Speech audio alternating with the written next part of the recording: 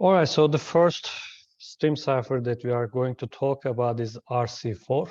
RC4 is one of the broken stream ciphers. As you can see, it is a very old cipher designed by Ron Rivest in 1987 for RSA security.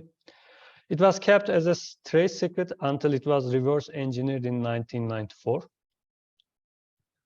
It has a variable key size, 40 bits to 2048 bits.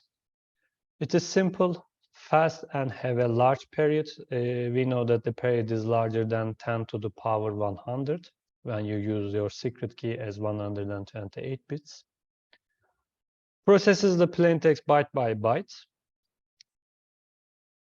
Used in SSL TLS standards version 1.0 for web communications, IEEE wireless LAN standard as web.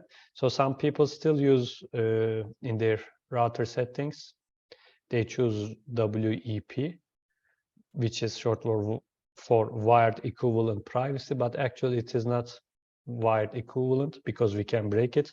There are many applications that use RC4 in the past, but it was in the past because it is broken.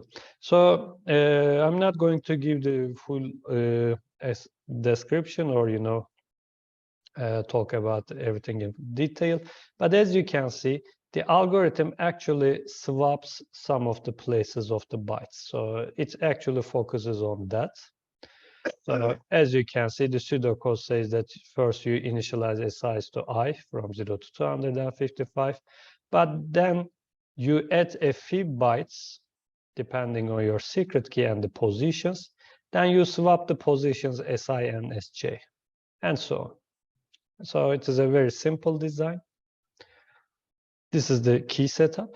So you set up the key. After that, you produce key stream, and the key stream is produced as it is shown in the picture.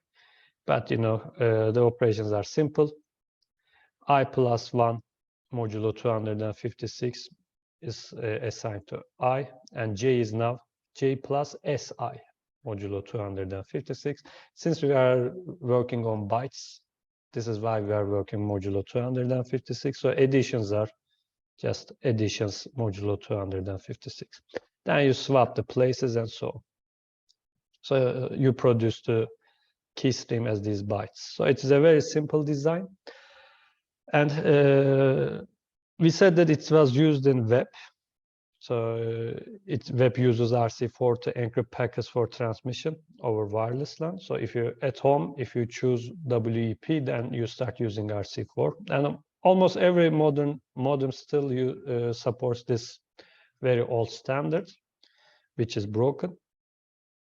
To avoid producing the same key stream, WEP requires each packet to be encrypted with a different RC4 key. RC4 key used for WEP is concatenation of a 24-bit IV, which should be random, and a 40 to 104-bit long-term key.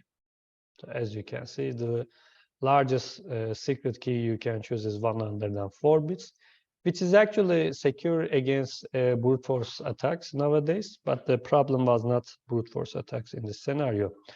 One weakness is that the IV is very short, which is 24 bits. This means that you can generate at most 2 to the 24 key streams. So somebody listening to the communication for a very long time at some point can understand what is going on.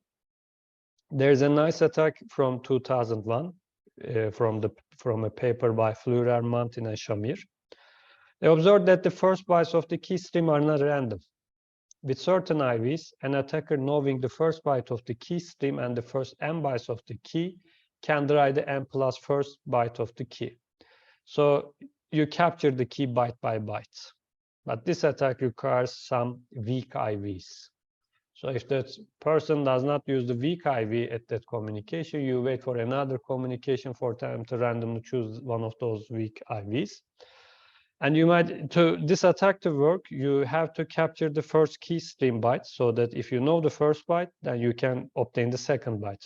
But in order to get the first byte, you should somehow capture it. And they observed that first byte of the plaintext in WEP comes from snap header, which is almost always AA in hexadecimal.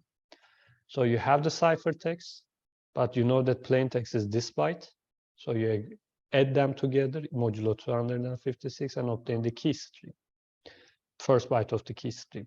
If you know the first byte of the key stream, and if they use an weak IV, then you capture the next byte of the key, and so on and so forth.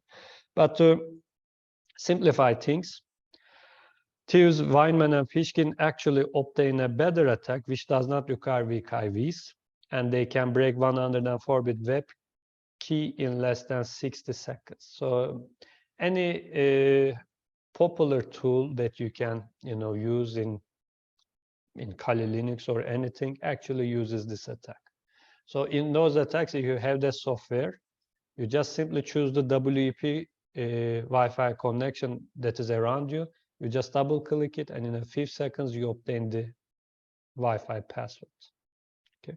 So actually there's a web page which actually, when people discover a password for web, Wi-Fi modem, they actually put the location of that SSID and give the password. So there's a web page where you can actually choose any street in the world and see what kind of free Wi-Fi you can get.